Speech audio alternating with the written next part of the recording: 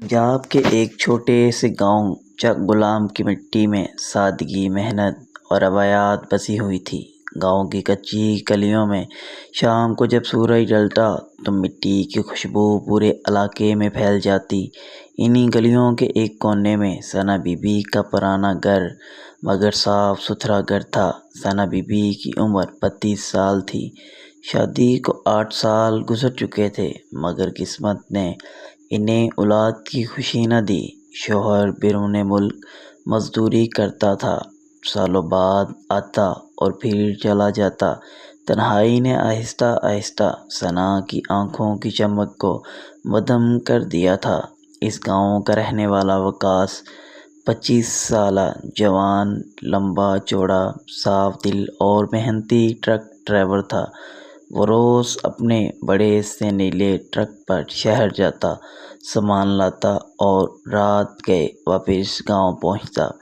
وقاص کے والدین فوت ہو چکے تھے۔ وہ اکیلا تھا مگر گاؤں کے لوگ اسے اپنے بیٹے کی طرح چاہتے تھے۔ ایک دن وقاص کا ٹرک ثنا بی بی کے گھر کے سامنے اچانک بند ہو گیا۔ وہ گاڑی سے اترا اور انجن کھول کر دیکھنے لگا۔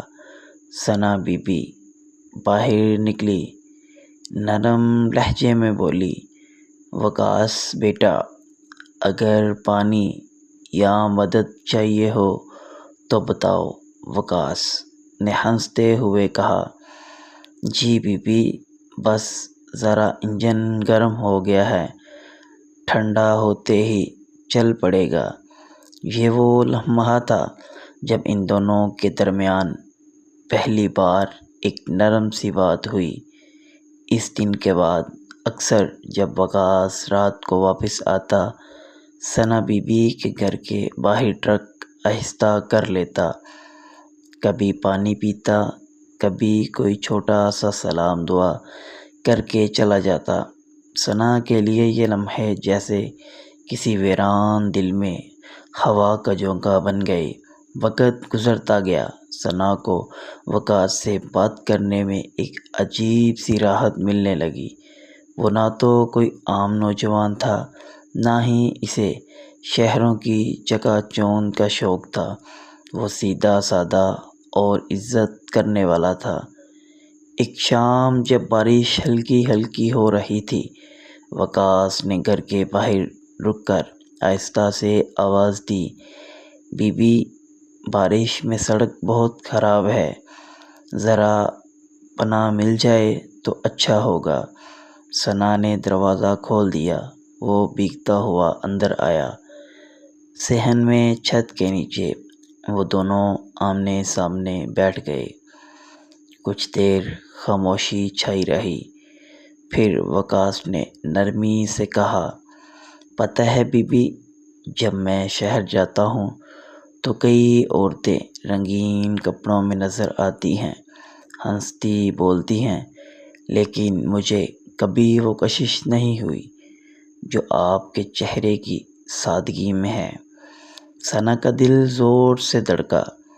اتنے برسوں میں کسی نے یوں خلوص سے بات نہیں کی تھی۔ وہ نظریں جھکا گئی مگر دل میں ایک انکہی خواہش جاگ اٹھی۔ اگلے دنوں میں وہ ملاقاتیں کچھ لمحوں سے بڑھ کر گھنٹوں میں بدلنے لگیں۔ وقاص اکثر رات کے وقت ٹرک سے اتر کر صحن میں بیٹھتا، چائے پیتا، باتیں کرتا۔ وہ اسے ہنساتا، پرانے گانے گنگناتا اور ثنا مسکرا کر دل ہی دل میں جوانی کے بھولے لمحے یاد کرتی۔ ایک دن وقاص نے سنجیدگی سے کہا، "بی بی، اگر آپ کہیں تو میں آپ کی زندگی میں وہ خالی جگہ پر دوں۔ میں نہ امیر ہوں، نہ شاعر، پر دل سچا ہے۔" ثنا کے دل میں جیسے آگ سی لگ گئی۔ وہ جانتی تھی کہ یہ محبت پاکیزہ ہے مگر سماج کی زنجیریں سخت تھیں۔ وہ کسی کی بیوی تھی، چاہے شوہر پرسوں نہ آئے مگر تعلق ابھی ختم نہیں ہوا تھا۔ اس نے کانپتی آواز میں کہا، "وقاص، ہم اس گاؤں میں رہتے ہیں جہاں لوگ باتیں بناتے ہیں، ہمارا رشتہ بھلے دلوں میں ہو، زبانوں پر آ گیا تو سب کچھ جل جائے گا۔ وکاس نے آہ بھری، محبت چھپائی جا سکتی ہے، مٹائی نہیں جا سکتی۔ بی بی دن گزرتے گئے، دلوں میں جذبات گہرے ہوتے گئے۔ ایک دن رات وکاس نے فیصلہ کر لیا کہ وہ شہر کی نوکری چھوڑ کر کہیں دور چلا جائے گا، جہاں وہ دونوں ایک نئی زندگی شروع کر سکیں۔ اس نے ثنا سے کہا، میں کل رات ٹرک لے کر آخری سفر پر جا رہا ہوں، اگر آپ ساتھ چلنا چاہیں تو میں رکوں گا، ورنہ یہ محبت یہیں دفن ہو جائے گی۔ ثنا ساری رات جاگتی رہی، آنکھوں سے آنسو بہتے رہے، دل اور سماج میں جنگ چلتی رہی۔ صبح جب وکاس ٹرک لے کر جانے لگا، وہ گلی کے کونے پر آ کر رک گیا۔ ثنا دروازے کے پیچھے کھڑی تھی۔ لمحہ لمحہ گزرتا گیا، ٹرک کا انجن گرجنے لگا، دھواں اٹھا اور وکاس کی آنکھوں میں انتظار جم گیا، مگر دروازہ کبھی نہ کھلا۔